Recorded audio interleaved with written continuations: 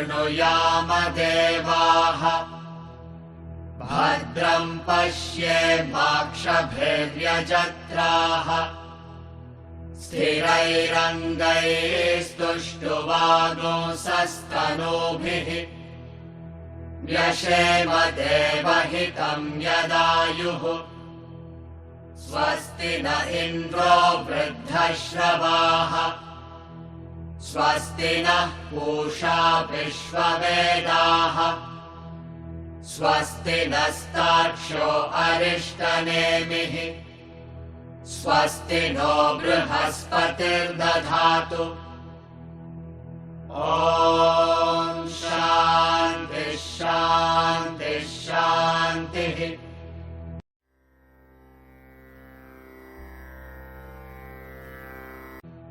अचिन्त्यमव्यक्तमनन्तरूपं शिवं प्रशान्तममृतं ब्रह्मयोनिम् तथादिमध्यान्तविहीनमेकं विभुं चिदानन्दमरूपमद्भुतम् उमासहायं परमेश्वरं प्रभुं त्रिलोचनं नीलकण्ठं प्रशान्तम् ध्यात्वा मुनिर्गच्छति भूतयोनिं समस्तसाक्षिं तमसः परस्तात् स ब्रह्मा स शिवस्येन्द्रः सोऽक्षरः परमस्वराट् स एव विष्णुः स प्राणः स कालोऽग्निः स चन्द्रमाः स एव सर्वं यद्भूतं यच्च भव्यं सनातनम्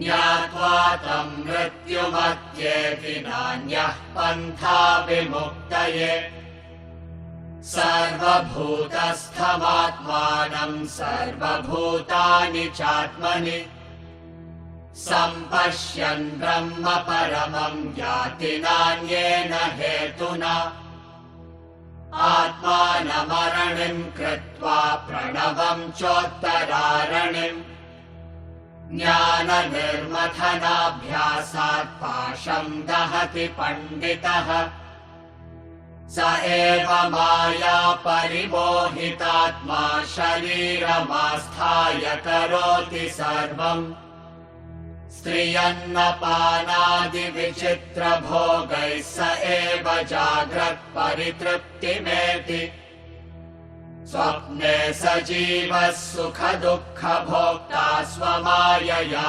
कल्पितविश्वलोके सुषुप्तिकाले सकले विलीने तमोभिभूतः सुखरूपमेति पुनश्च जन्मान्तरकर्मयोगात् स एव जीवः स्वपिति प्रबुद्धः पुरत्रये क्रीडति यश्च जीवस्ततस्तु जातं सकलं विचित्रम् आधारमानन्दमखण्डबोधं यस्मिन् लयं याति पुरत्रयं च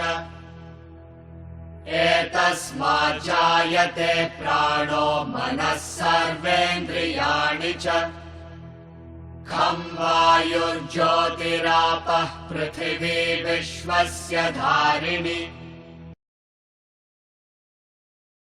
Mantra 6 gave the pointers of the unmanifest reality. Mantra 7 gave us a form of worship which is described in the form of Lord Shiva. At the end of Mantra 7, it also describes that which is the ultimate reality, which is Bhutayonim, Samasta Sakshim and Tamasa Parastat, that which is the source of all beings, that which is the witness of all, and that which is beyond tamas, beyond all ignorance, transcending the ignorance. That person completely gains the knowledge of the self. Now we said that reality can be conceived in any form. Reality can be worshipped as a formless way also. It is according to each one's capacity, inclination and inspiration. There is absolutely no harm in taking any one way of worship that is easier for us. And we said that there are so many gods and goddesses given in the Hindu pantheon because our mental temperaments are various that way. There are so many ways in which our mind can conceive, and each and every mind is different from each other. So all of us can worship the God in a way that we are comfortable in worshipping with. So therefore, there is Ganesha, there is Shiva, there is Kartikeya, there is Shakti, Narayana, Krishna, Rama. There are thousands of ways that you can worship. In order to get fixated on one thing, there are various stories given that he is the supreme, etc. So that you are getting more and more into that worship. When you feel that this is the best and all the other things are given with reference to that, you get a stronger fixation into that. This is nothing to do with finally my God versus your God. It is into that God everything else merges, and finally what? You have to transcend that and go into that unmanifest reality also. So therefore, in this Upanishad he has taken Lord Shiva as an indication in Mantra 7. Mantra 8 clarifies that whatever form of worship that you are doing, ultimately it is that same reality only. There is absolutely no differentiation. This is the greatness of this Vedanta philosophy, Advaita Vedanta, that ultimately it goes and merges into that one uniform homogeneous consciousness. There is no scope for any differentiation at all. That which is indivisible, which is having no differentiation, can appear in any form for you, in any way that is inspiring for you to lead you into that path, and finally the aim of it is to transcend that and get merged into that supreme reality. So this is emphasized in this Mantra 8. So we will chant Mantra 8 together twice. Sa Brahma sa Shivasendra Sokshara Paramaswarat Sa Eva Vishnu sa Prana sa Kalognis sa Chandramaha Sa Brahma sa Shivasendra Sokshara Paramaswarat Sa Eva Vishnu sa Prana sa Kalognis sa Chandramaha. He is Brahma, he is Shiva, he is Indra, he is imperishable, supreme, self-luminous. He alone is Vishnu, he is Prana, vital air, time, he is fire, moon. This verse contains this word Saha throughout. Saha means he. He refers to that he, Supreme Brahman, that which is beyond everything. That is the main purport of this mantra. This mantra says, whatever you are worshipping, ultimately it is he, nobody else. This is a very famous, in fact, at least the first line we know is a very famous quote in the Vedic mantras. It appears in Narayana Suktam also. There, Hari is also included. Here, Vishnu comes in the second line. Sabrahma Sashiva Sahari Sendra Sokshara Paramaswarat, says Narayana Suktam. It is the same thing. So, this truth which has to be emphasized comes very often. Also, this has to be remembered whenever our mind gets into some petty differences, even in our practical, ways of worship and other conversations also. Because we are trying to be in this frequency of Upanishad 1 hour in a week in this class, and it is obviously very elevating if we study the Upanishad, and it must continue on a daily basis in the morning. That is the real sadhana. But invariably when we get into the worldly transactions, our mind may lose and we will get into differentiations. So this is one mantra that can be sort of kept as a reminder. Even with reference to when we are talking about other forms of worship of other religions also, okay, how they conceive the reality, what is their understanding of salvation, all that is not relevant as far as your sadhana is concerned. And what is the form of worship that they do, whether it is a body of Jesus Christ or whether it's Allah who is the formless reality, that is also not our concern. But if we understand whatever they are worshipping is ultimately this only, we will not have any resistance. That is important. We will not have any sort of a confrontation or differentiation from our understanding point of view. So therefore, our mind immediately comes to a peace or rest if we understand or remember this mantra, that He is ultimately everything. Nothing else is there. He alone is there. Whatever is manifest or unmanifest or whatever form you can conceive or whatever idol or murti that you keep, ultimately it is only representing that supreme reality only. He is all. Culmination of worship is finally understanding this only. Now, in this mantra, sample of various Vaidika gods are given. In the Vedic times, all these gods were worshipped, and Havan and those things were the main forms of worship. Later came temple and murti worship in a much later period of time. So we used to worship Indra, and it's not exhaustive list, please. Here there are Varuna, there is Vayu, there are so many other gods are also. But scatteredly some gods are taken and given here. Brahma, Vishnu, Shiva, and Prana, Kala, Chandrama, Agni, Indra. So various gods like this are given, and Aksharaha, Parama, Swarat. These are all again forms of worship which refers to the unmanifest reality also. That is also given here. So, even as we understand the purport of the verse that whatever you can conceive of, whatever you can worship is ultimately that supreme reality, He only. There is a beautiful pattern also you can derive from the choice of the gods or the words that are given here. Brahma, Vishnu and Shiva represent respectively the creation, maintenance and destruction.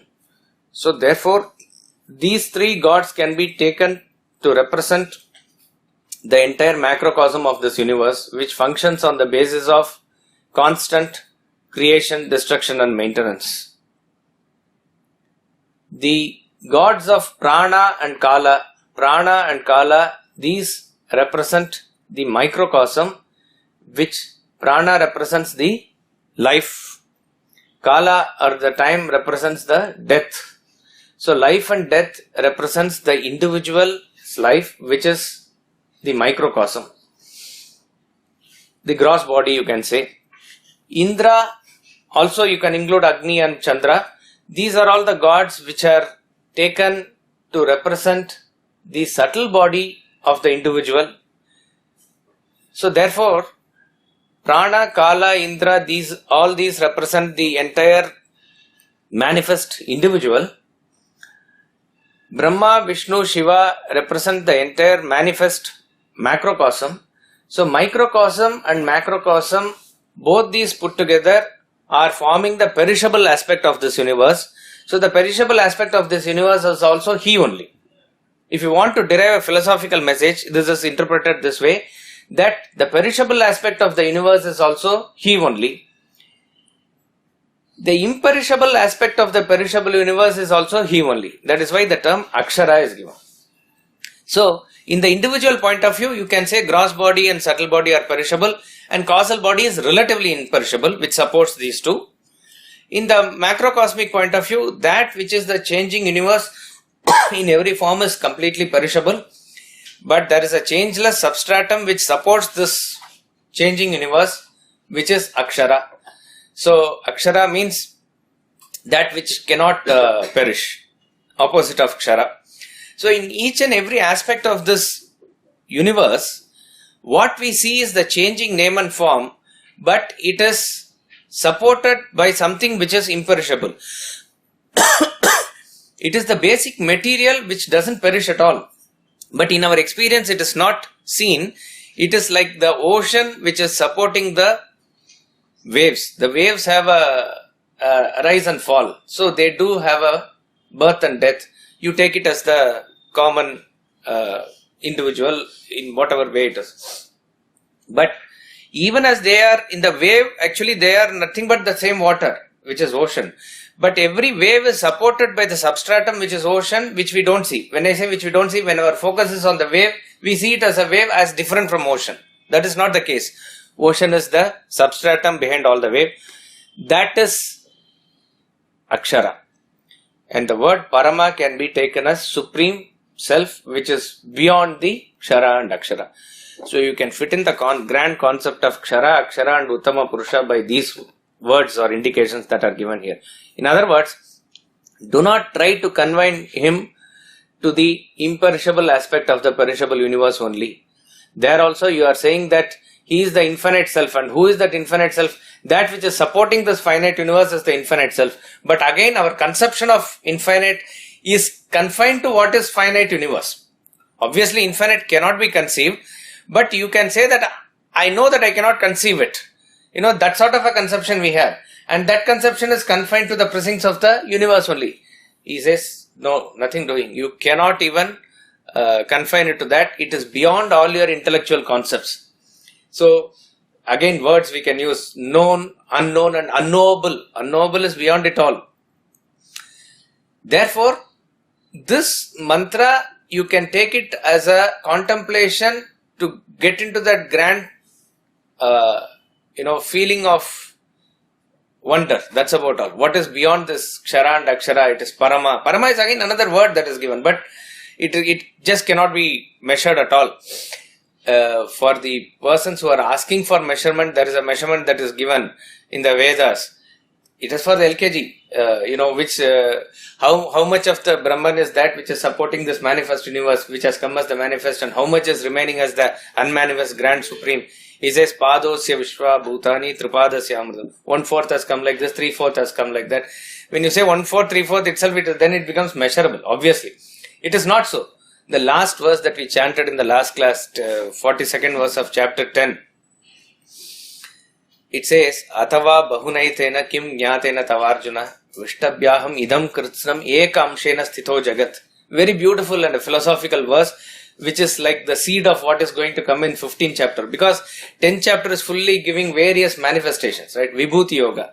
He says, I am the Vishnu in Adityas, I am the Rudra, I am the Shiva, I am among warriors, I am Rama. Like that he is giving various around 50, 60 items in the world for us to just feel great about the manifestation.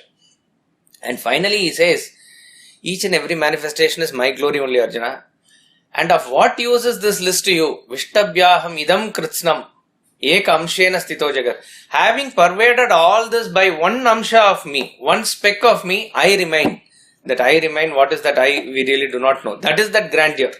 So Parama word can be taken as that supreme. Swarat. Swarat means self-luminous. That which is supreme, which has nothing apart from it, is knowable by itself. Self knows itself by itself. It is self-luminous. That is indicated by the word Swarat. And Agni and Chandrama, fire and moon also can be collectively taken as representation of all idols that you can conceive of for conceiving the reality. So, Agni is representative of all the terrestrial idols. When I say terrestrial idols, invoked idols. Agni is something that you invoke and worship, right? So, therefore, extension of that is all the murtis in the temples and what you invoke during Durga Puja as a pratima. Everything is an invoked idol. There, you are invoking the reality in that form and worshipping that as reality. All that is created by you is represented by this idol of Agni, fire. And all that is there as a natural idol, heavenly idol, as it is represented by the moon. You can take sun, you can take moon, you can take every other. Himalayas is there as it is. It is also taken as a Shiva. Every hill, like in Tiruvannamalai, it is taken as a Shivalinga only, like that. What is that representing? It is also representing the reality. So these are the things that we have not created. We have not invoked. It is there naturally. So all naturally sort of heavenly idols are represented by moon. All the created idols or invoked idols are represented by fire. Every type of idol finally which represents the reality only. So when you worship, what you have invoked as the idol or the murti is as powerful as the reality. But finally, your thought goes into reality, and for that, this is a help. You have to take it like that only. So, you take the other end of that example. If national flag is a representation of the nation, no doubt national flag carries that value. You cannot disrespect national flag. It is punishable under law. And it invokes that pride. It is a piece of cloth till you buy from the shop. Once you hoist it, it becomes a different thing, right? It's a flag. It is not one piece of cloth with some colors. So you salute it and you give respect, everything. But if the flag gets torn in a cyclone or something, then we need not go into mourning. You have to understand the flag is a representative of national consciousness. To invoke that, we need that. So that way, ultimately, the form of a fire or form of a moon, form of any god or goddess is to invoke the thought of reality. That is why a story is given with reference to Paramahamsa that Totapuri, his guru, smashed the idol of Kali because his thought was centered around that form only. And once the story, as told to us by Swamiji, he says, once that Pratima is broken, he was able to merge with that ultimate reality as it is. So that is the role of a guru. So the guru will do everything and anything to finally to merge you with that reality only. So ultimately, there is no point getting stuck with that as the ultimate. You have to transcend beyond it. So even as we worship that, our thought is centered around that unmanifest reality only. Therefore, what happens? You are able to get your concentration by sitting in front of the form, doing puja and everything. Finally, sometime you close and that form comes into your mind. And finally, that form finally dissolves into that ultimate reality. So all the murti, all the idols has to be taken like this. Therefore, all the murtis, whether it is in your mind, whether it is outside, it is only He. He is Brahma, He is Shiva, He is Indra, He is imperishable, supreme, self-luminous. He alone is Vishnu. He is Prana, vital air, time. He is fire. He is moon. Mantra 9. Sa eva sarvam yadbhutam yaccha bhavyam sanatanam Nyatva tam mrityumatyeti nanyah pantha vimuktaye Sa eva sarvam yadbhutam yaccha bhavyam sanatanam Nyatva tam mrityumatyeti nanyah pantha vimuktaye He alone is all that has been and shall be, eternal. Having known Him, one transcends death. There is no other way to liberation. Mantras 9, 10 and 11 form a very beautiful thought pattern. This topic from mantra 6 to 11 is talking about Brahman in the manifest and unmanifest form. 6, 7 and 8 confirm that, and what is the way to meditate, etc. it is given. Mantra 9 talks about what is the way to reach that ultimate reality. Here, that sort of a grand theorem or a rule is given. It says, Na anya pantha vimuktaye. There is no other means to liberation. Very emphatic statement that he is given, that there is no other means to liberation. And what is the means he is given here? Here he says, knowledge of the self alone is the means to liberation. In mantra 10, he is going to say that Yati nanyena hetuna. Na anyena hetuna means there is no other means. He is going to further elaborate on how to gain that knowledge of the self. Here he is saying that knowledge of the self alone is the liberator. There is no other means to liberation. in 10th mantra, he is going to say that there is no other means, this is the means, and he is going to give that. And how to gain that knowledge of the self is given in the mantra 10.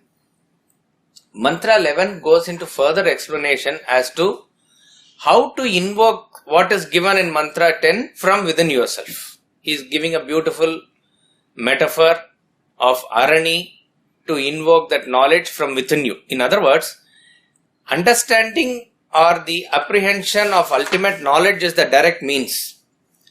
And that means has to come from within you only. How it has to be churned and brought out from within you, that is given in mantra 11. So it forms a very beautiful thought flow, these three mantras. Sa eva sarvam. Brahman, sa, again, saha is he. Eva, alone. Sarvam, all. He is emphasizing that he alone is all. Yad bhutam, yad chabhavyam. That which was there all in the past and that which will be there all in the future. Sanatanam, eternal. Understood? That which is there in the present also. See, as such, present is the confluence of the past and future. You cannot really capture present. The moment you say this is present, it has already gone into the past. So, in other words, if you capture the present, you have realized the self. So, it is understood. That is why he says it is eternal. You cannot arrest. If you have arrested time, you have conquered the self. Okay. So, yad bhutam yacha bhavyam means that which is there all in the past, that which will be there all in the future, eternally. Sanatanam, sa eva sarvam. He alone is. So, this gives us this, gets back to us the basic of what is this reality. He alone is reality. Reality is that which pervades in all periods of time, which remains the same in all points of time. So, if we apply this test of reality to any aspect of the world, it does not fulfill the condition. Each and every aspect of the world is constantly in a flux of change. So, that which is in the past is not there now. That which is now, it is not going to be there in future. And it is in a constant flux of change. Even those things in the world which appears to be real and to be eternal, I mean, it can be proven that they are a constant flux of change. But it may not be visible for our naked perception. Science has developed some technology to understand what is going within. There you can go and see anybody for that matter.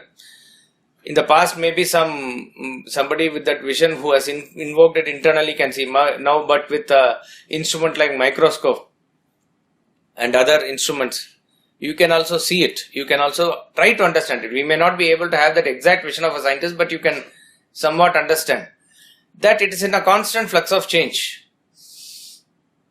The constant, division and multiplication of cells within us is making you a different person every moment. It is just that we are not understanding it. We may understand the difference once in 2 years or 3 years when you change and somebody says you have, put on weight or you have reduced weight. But this change is happening in a very constant way. In this 1 hour, who comes in and who goes out are two different persons. So therefore, whatever is in your experience of the past, not with reference to only your body or your mind and our intellect, it is with reference to each and every aspect of this universe. It is in a constant flux of change. But this mantra says, there is something which is constant and that is He. That is He, that is Supreme. So therefore, in and through all these experiences, in and through all these elements, there is a constant factor. There is a changeless substratum.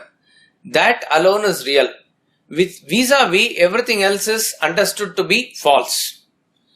False is technically not unreal. What is the difference between unreal and false? Usually the term we use as opposite of real is unreal. Unreal never existed. Never existed. And continue in the future also. It will never exist. It will never exist in the future. It doesn't exist now also. That is the key. What is the difference between that and false? False is totally asat, Totally asat is what she said. Unreal. It appears. What seems like something but is not actually there. Seems like something means it does exist in your experience at a point of time.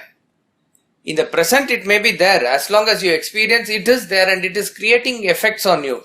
So therefore you cannot say it is not existing. As far as unreal is concerned, asat, what you said, it doesn't exist now.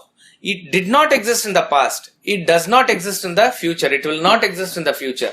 So exact opposite of reality is unreality. Reality exists in all three periods of time. Unreality does not exist in any period of time. Does not exist in the past, present or future. That is why you cannot give an example of unreality.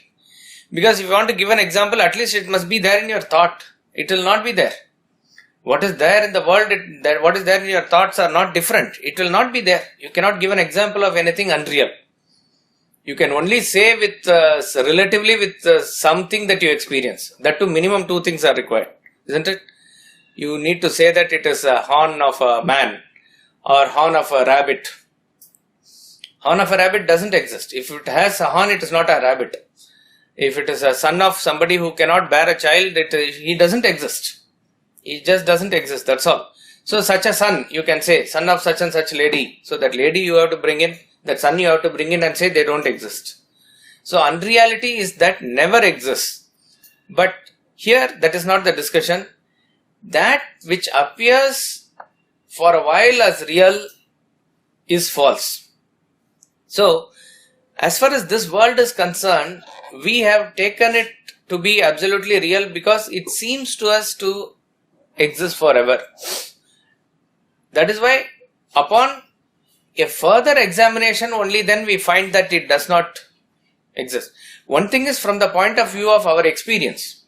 In our experience on a daily basis, when you go into the other two states of consciousness, which is dream or deep sleep, this world doesn't exist as far as you are concerned.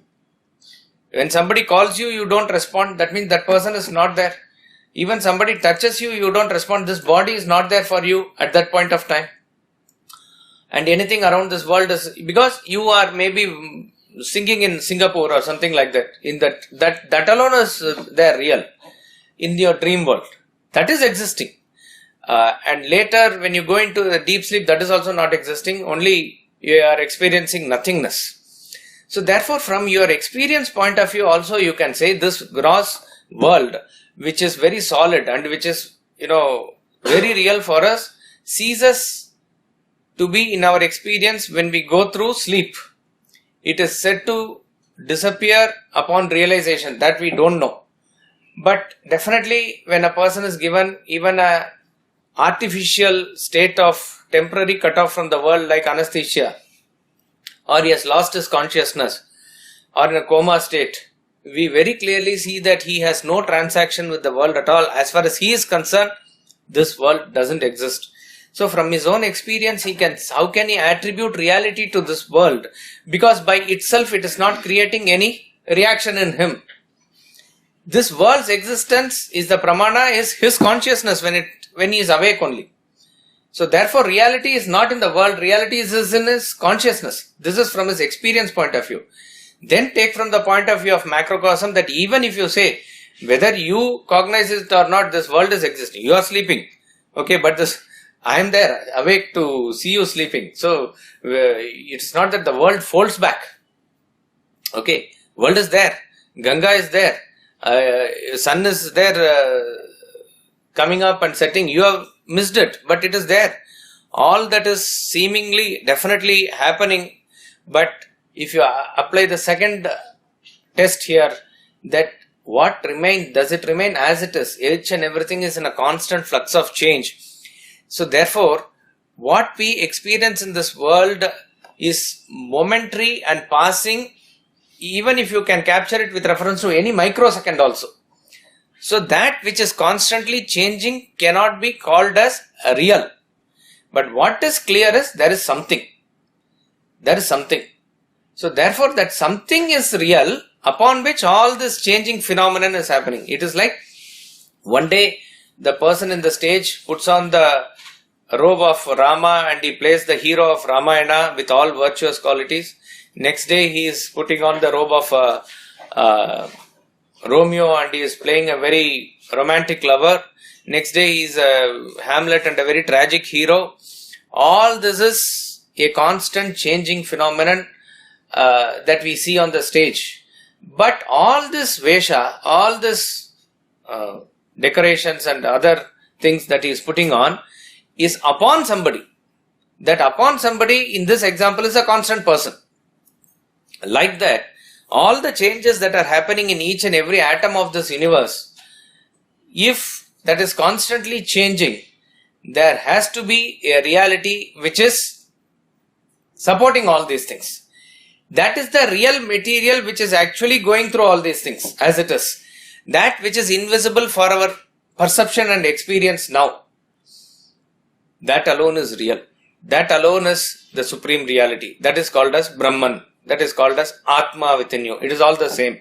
That is the changeless reality. Sa eva sarvam yad bhutam yaccha bhavyam sanatanam. Sanatanam means it remains the same constantly as it is. In our experience, that which is constantly as it is referred to as the I phenomenon. That I with which you refer to yourself is the constant phenomenon. That carries throughout your waking, dream and deep sleep. That I constantly is there through all stages of your life. When you say I am a child or I am a girl or a boy, I am a youth, I am a man or a woman, I am an old man or an old woman, when you say, in and through all these changes where the right hand side of the equation changes, because all the body, mind and intellect and thoughts of a child is not that of a girl, is not that of a woman. It is constantly changing. But there is something that is constant you identify with. That is called as this I. So this I is always this conditioning I is a factor which is conditioned by all these things, all these changes. It is. So we don't know that pure I, but something is there called I which you identify with. Because in every sentence of yours you are using it. In every thought and feeling it is there. So it is there during all states of consciousness.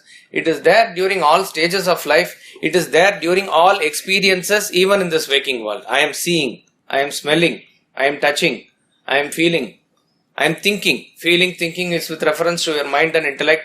Seeing, smelling, touching with reference to all your senses. You can say I am acting also with reference to your organs of action. All these are different from each other as far as their results and executions and instruments are concerned. But everything is connected to that I. That is Sanatana. That is Sanatana. So therefore, that which is the constant factor, which is I, Jnatva Tam. Understand that reality. Jnatva means having known that reality, Mrityu Matyeti. If you know that reality alone, can you cross over the death. In other words, when we are constantly caught up in this changing phenomenon, we are holding on to something as reality, but it is changing. So therefore, when it is changing, we are also changing, right? We are also affected. So even relatively, the more permanent thing you catch, the more stable you are. But that is also subject to change in the long run. So therefore, that person also loses his elasticity limit over a period of time. Ultimately, if you need to be changeless, you need to catch hold of something that is changeless. There is a game that children play while dancing in a rhythmic way. Even in this, in Navaratri time, what dance they do in Gujarat? Garba, Dandiya. In that also, you will find that two girls or one boy and a girl, they hold the hands like this and their feet will be as though touching and they will extend themselves and they go in a whirling motion. It needs some practice. If you slip here or there, you will fall and you will pull the other person also down. But if once you practice it, it's a beautiful thing to watch. Swirling motion both will go through. here both are constantly moving and constantly changing, so that perfect balance has to be always maintained. Only then there is stability. In order to do that, maybe as a practice, I don't know, but sometimes the children, when some pandals are there, where there are pillars or bamboo sticks are there, the bamboo stick is actually relatively fixed, so it will go and catch hold of the bamboo stick with his hand and that will go around. It will not fall because the bamboo stick is stable. So if you are catching hold of something stable and going around in a swirling motion, you will not fall. If you catch hold of something which is moving, there is susceptibility to fall. That is why in our constant day-to-day transactions with the world, the mind is able to achieve stability to the extent that it is able to find a stable frequency in the world. Say for example, I am saying if you are liking a sort of a rainy weather, so that particular day or that particular season, when other things are constant, you are able to feel better because your mind is able to relate to that. But once that weather is changing into summer or winter, which is not probably as much as you like, all other things remaining the same, you will not feel that same sense of peace, same sense of happiness. That will not be there. But that is the nature of the world. It will constantly change. So when we are identifying ourselves with this universe, it is definitely going to change, and that is going to definitely affect us. Therefore, when it is affecting us, we also go through that constant change, and therefore in each and every phenomenal thing we are going through this extreme fluctuations. And this causes our further journey and continuation here. Therefore, that is the cycle of birth and death. It will continue. Because your unfulfilled desires, then again you come up, again you find some frequency, again you go through ups and downs, and then finally we finish. This cycle continues.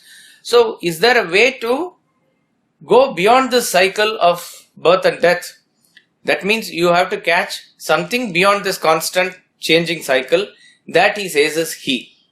Therefore, the formula given here is, there is no other way except that knowledge. The famous example of rope and snake is there. Rope is the substratum upon which you have projected a snake. Actually, it is not there, but you have projected. That is why you say that snake is not unreal. Snake is false. Snake is a false imposition because that snake gives you fever. How can you say it is unreal? Snake is giving that boy a fever because he is seeing the snake. Now, you are trying to educate the boy that it is not snake, it is only rope. And you are giving him all security and you are trying to change his mind. All that will work for a while. But a thought is still lurking that, it could be snake. So he is not completely out of that fear factor. So you say that, okay, you do puja to the rope, you meditate upon the rope, you constantly do seva something, thinking of the rope, something, all those things he is doing, and therefore he is becoming stronger inside. But when does he actually get rid of completely the problem with reference to the snake? He gets rid of the problem only when he sees the rope. Actually, when he sees the rope, he understands that this is the rope only. Snake ceases to exist only then. Till that point of time, you cannot say it is completely out of his mind, though he can become more stable with reference to all other supplementary activities that he are doing. So what is the ultimate, and this is a permanent cure. Once he has seen the rope, he can never see a snake in it. Isn't it? Once you have seen, suppose even you mistake something, you don't know what it is, you are imagining something. The moment you go near and see that this is only a cat or something sitting on the wall, you try to imagine what you imagined erstwhile on that. It will never happen. Once you have known the reality, there is no way of going back to seeing what you are seeing erstwhile, which is a false imposition. So this is one permanent step. And that step can come only through knowledge. And that knowledge we are talking about here is not the understanding as we understand at the intellectual level here, it is a realization. It is that complete understanding which is a subjective apprehension. That is enough. Otherwise, everybody knows this knowledge when they attend the class for the first time also. But we know that satsang goes on and year goes on. It really doesn't transform itself. The transformation comes, and let us be clear that this is what you call, like the butterfly coming out of that caterpillar. It is as sudden as that. The struggle is all there, everything is there, but the transformation is instant, and once the instant thing comes, it flies away. Like that it is. That realization is actually instantaneous, and it immediately relieves you of all the pain. Absolutely, tamasa parastat means complete going over ignorance is there, and that is the only way. So, verse 2 of Atma Bodha emphasizes this, and Bhajagovindam verse 18 also emphasizes this, that there is no other means to liberation except knowledge. Jnana vihina sarva matena muktim na bhajati janmashatena. He says, kurute ganga sagara gamanam vrata paripalanam athava dhanam. All these are good practices, helpful in your path. You go to Ganga Sagar and take bath there and do rituals there. Vrata paripalanam, various vows you undertake, various vratas that you do. Athava dhanam, charity you do. All this is fine. It will maybe prepare your mind and everything. But sarva matena, according to all schools of philosophy, whether you follow Vishishta Advaita school, whether you follow this school or that school, any school of philosophy, sarva matena muktim na bhajati janmashatena. 100 lives also you can take, but liberation doesn't happen jnana vihina. Without knowledge, it doesn't happen. So knowledge of the self is the key. Verse 2 of Atma Bodha says, Bodhonya sadhanebhyo hi sakshan mokshaika sadhanam. Pakasya vanniva jnanam vina moksho na siddhyati. Bodha anya sadhanebhyo hi sakshan mokshaika sadhanam. Sakshan mokshaika sadhanam means direct means for liberation. Sakshan mokshaika sadhanam, direct means for liberation. Bodha, knowledge. Anya sadhanam, not by any other means. Just as he says, Pakasya vanniva jnanam. For cooking, the direct means is fire. The heat produced by the fire. Because why I say that is, now we'll say microwave oven or something, whatever it is. It is the aspect of fire. Yeah, aspect of fire, which is the heat. For cooking, the direct means is fire. But what about washing? What about buying vegetables? What about cleaning? What about cutting them? All that is required before cooking. You cannot directly do that. All that you have to do to prepare yourself. But when does actual cooking take place? It is only when it is through the fire. So when does actual realization happen? It is only through the knowledge of the self. The known example for us which will help us, the knowledge of waking up. When do you get completely liberated from the dream? Imagine you have a guru in the dream who is talking about all the greatness of the waking world, and he is asking you to meditate and contemplate upon your waking personality. You have assumed a different personality in the dream, okay? And he is educating you that you are not this and you are that, and now you have come to a stage where you fully believe him. You have complete faith in him, and that faith makes you do sadhana intensely. All that is fine. You will maybe gain more peace, but you are still in the dream. When does that actual realization come? It is only when you wake up. So what really gives you the complete liberation? Complete liberation is got when you have the knowledge of the waking state. Exactly like that, vis-a-vis this experience in this world, the direct means for liberation is the knowledge of the self. There is no other way. And that he says here, Sa eva sarvam yad bhutam yaccha bhavyam sanatanam. He alone is real. That knowledge. So, it works on the principle of constant thought flow. As you think, so you become. So, therefore, keep on contemplating upon that reality which is... So, in and through all the experiences, you have to invoke that reality. That is what he is going to say how in the next verse. If you are able to invoke that reality and merge your thought into reality, you cross over this cycle of birth and death. Jnatva tam mrityu matyeti, and then very clearly he says, there is no other way of getting out. That is the only way. Light alone is the antidote for darkness. You can set the room right, you can do various other things to the room, you can be now perfectly comfortable moving in the dark room also, but all the thing doesn't solve the problem. When darkness is there, the first stroke of light, it is all over. And what is interesting in that example is, once the light is on, you know exactly how to move about in the room without rearranging the room also. So light is there. And any other means, and what is another aspect of that example? The darkness could have been there for ages together. First stroke of light makes it all vanish. Exactly, we do not know how many janmas we are in this constant realm of ignorance. The moment knowledge of the self comes, immediately there is realization and there is no other means. He alone is that, has been and shall be eternal. Having known him, one transcends death. There is no other way to liberation. Yes, sir. The second verse, he talked about Shraddha. And now he's talking about knowledge. Yeah. And when you were talking about knowledge, it's not in the usual sense. It is in apprehension.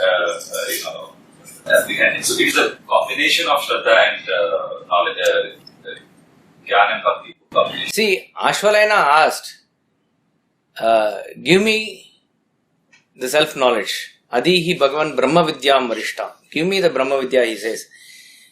He says, know that by Shraddha, Bhakti and Dhyana. So he has given a direct practice for him to do, by which he will realize. By which he is going to realize. Okay.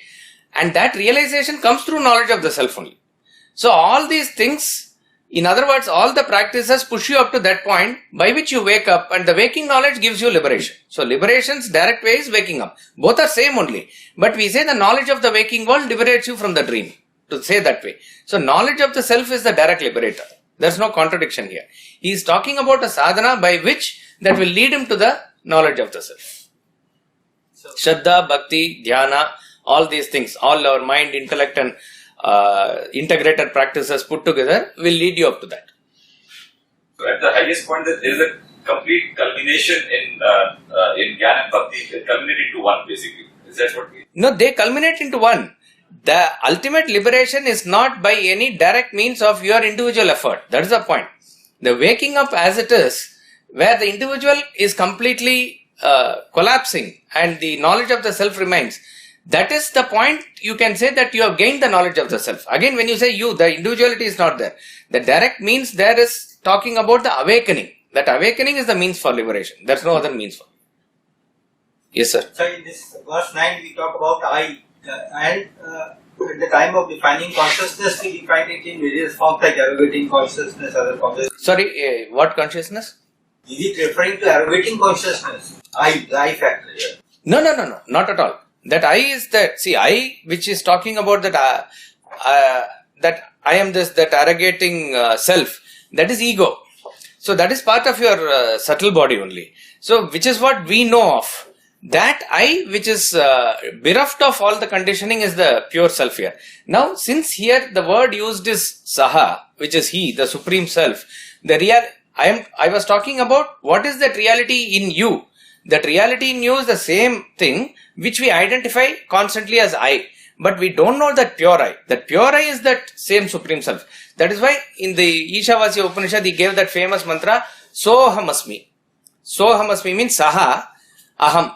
So he and I are one means that consciousness which is pervading that supreme reality is the same consciousness in me.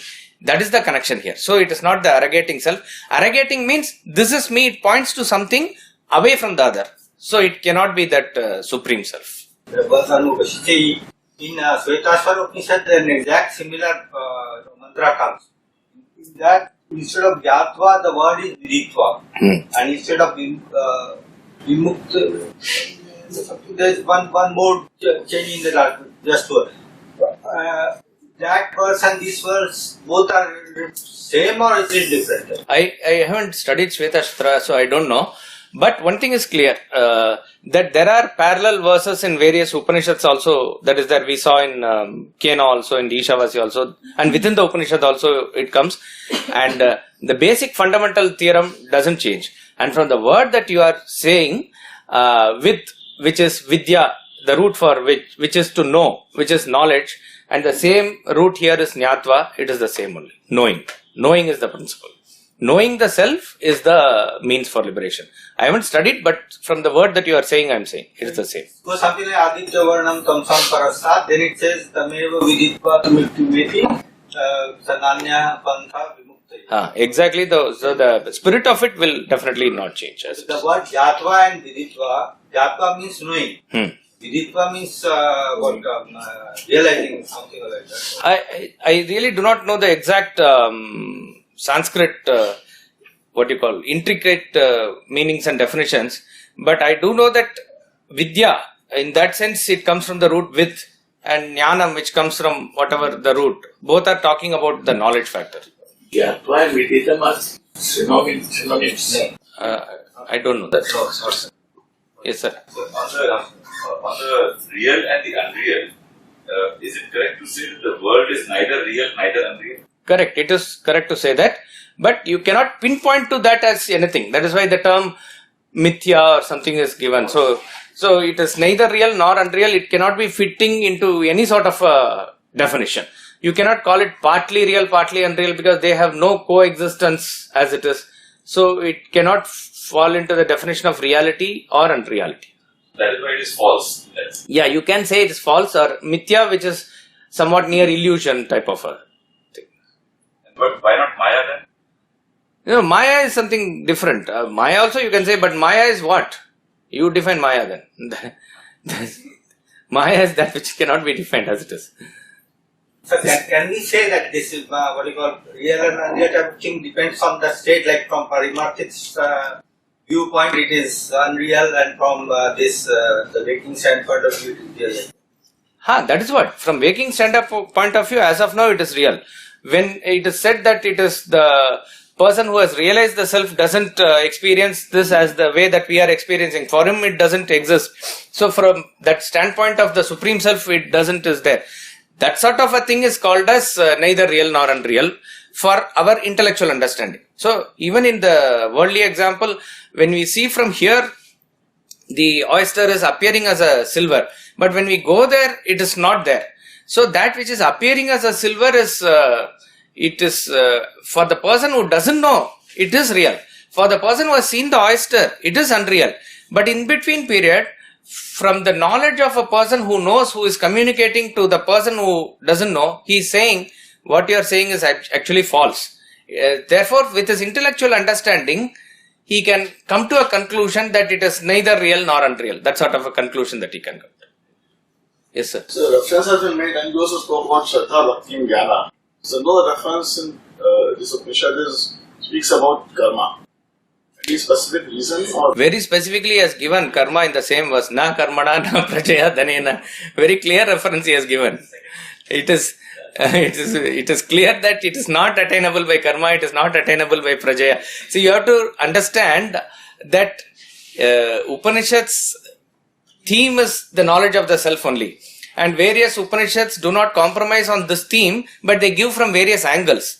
And some of the Upanishads are little elaborate, some of the Upanishads are very concise and precise, but we have to understand what is the theme.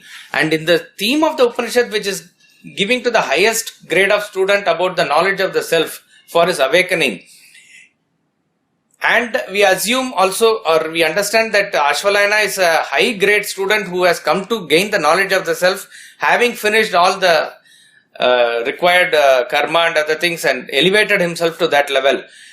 To him, he says, this is the path, direct means, like that it is. And then he goes on to say, by merely doing karma, because karma is glorified in the Vedas, that is why it is.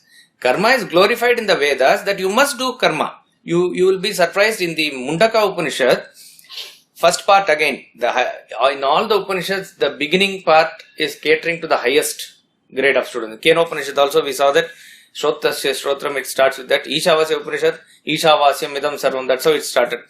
Mundaka also starts with that way of the Paravidya and Aparavidya, it starts. In the second part of the Upanishad and all, he says, whatever karma has been prescribed, etc., you please do, he says. And various other rituals and types are also described. It is a little elaborate Upanishad that way. But the theme or the uncompromising message is to gain the knowledge of the self only.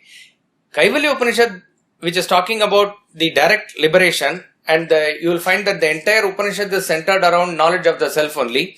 There he is not emphasizing performance of any ritual. Even in Ishavasya Upanishad, when he has given the ultimate philosophy in mantra 1, there as a second, stage or a compromise, with reference to the first, he says, Kurvanne veha karmani jiji vishe chatagum samaha. May you live 100 years and perform the rituals.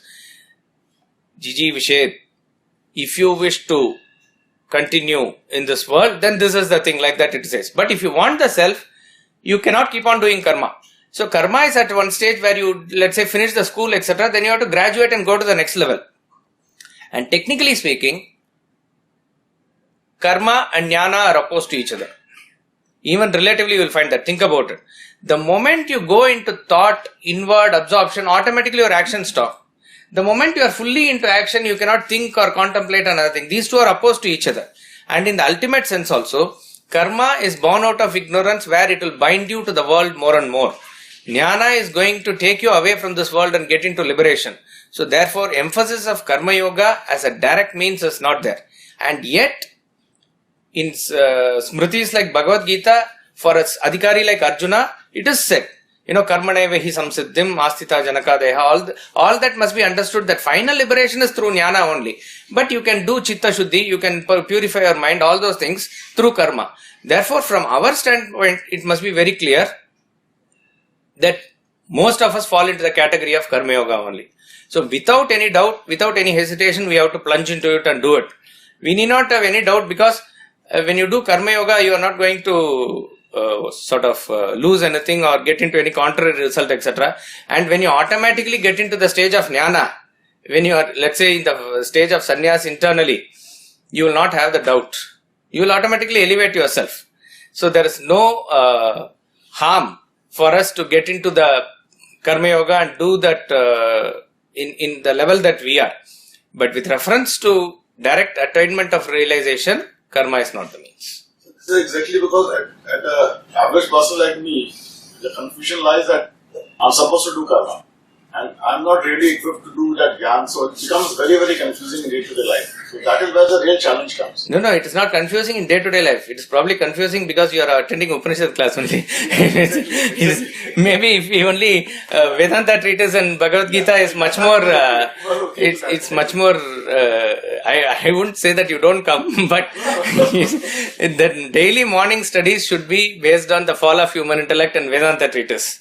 And follow that as the guideline for your sadhana. This, what is given in governing business and relationship, the stress management and time management and value systems, leadership, these are very direct and helpful and applicable in our day-to-day lives now. Therefore, some people will say, this is the brilliant book, of Swamiji, which is governing business relationship or holocaust of attachment, how relationships will fall, etc. It's very clearly explained. But when Swamiji was writing thesis on God, he said, even in his writing, all those books are my paradharma, this is my swadharma, he was saying. He was very comfortable writing Upanishads or thesis on God, this commentary only.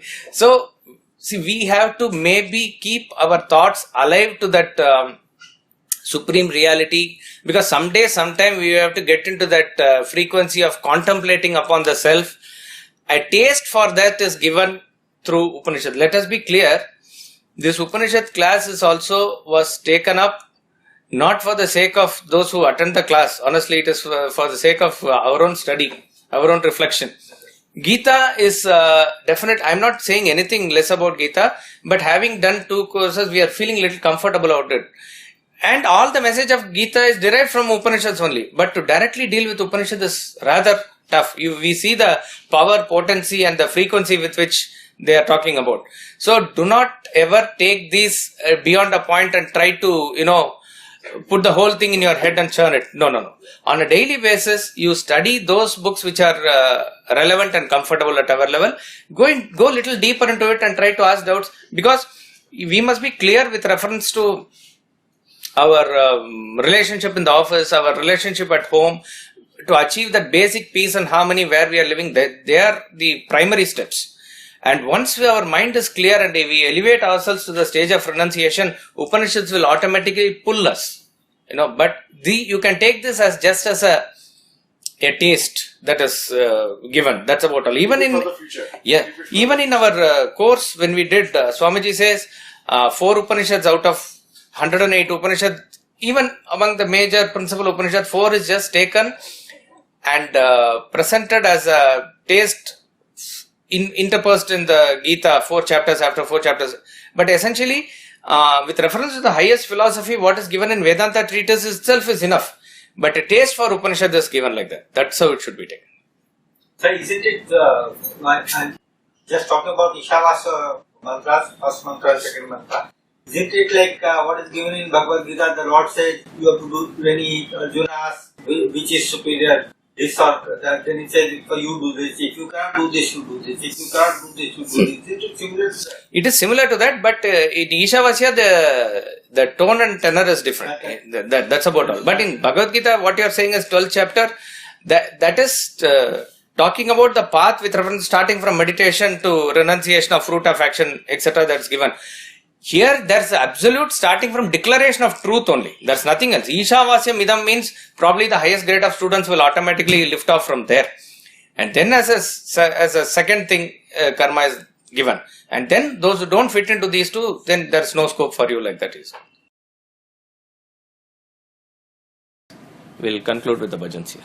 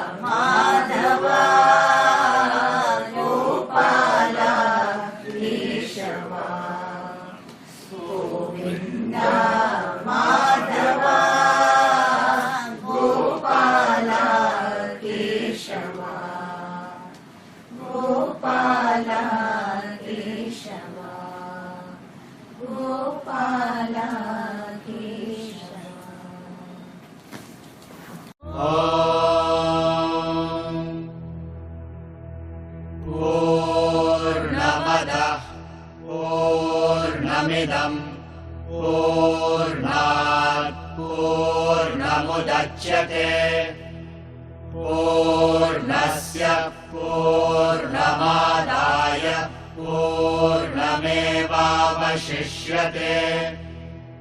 ॐ शान्तिः शान्तिः शान्तिः।